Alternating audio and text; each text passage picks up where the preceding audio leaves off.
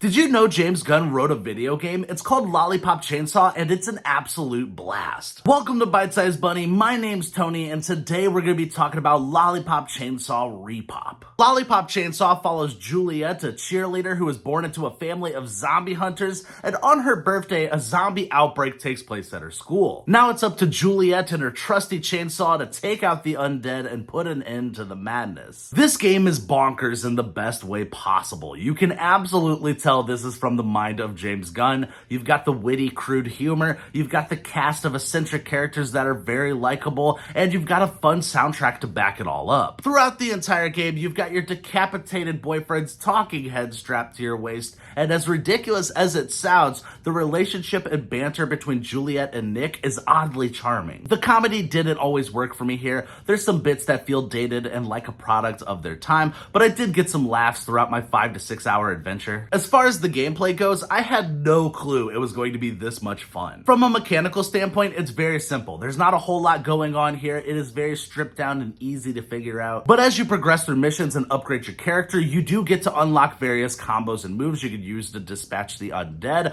which does make the gameplay feel infinitely more exciting. This is a very simple hack and slash game that feels so good to play, and personally, I always thoroughly enjoy a satisfying feeling hack and slash. I do think the biggest downfall of the gameplay is the shooting mechanics. Around the halfway mark, you get access to a ranged weapon, and it feels awful to use. So much so that I tried to go out of my way to use it as little as possible. It has an awful lock-on aim assist feature that I'm convinced is broken. There were countless times where I would be trying to aim at a zombie that was right in front of me, and my character would instead swing all the way around in a totally opposite direction and lock on to something else. I thought it was maybe just buggy for one section, but nope, it was like that the entire game. So be prepared for some minor frustrations anytime you have to use the ranged weapons. It feels like a last-minute addition that wasn't playtested. The boss fights were also pretty mediocre. While I enjoyed them from a conceptual standpoint, the actual gameplay portion of it was pretty underwhelming. There's no challenge there, and you can absolutely breeze through most of them without breaking a sweat. Overall, Lollipop Chainsaw RePOP has got its issues, but it's one of the most fun gaming experiences I've had this year so far. This is one of those games that I've always wanted to check out, but I never got the chance to until now, and all I can say is I absolutely get why it's a cult classic.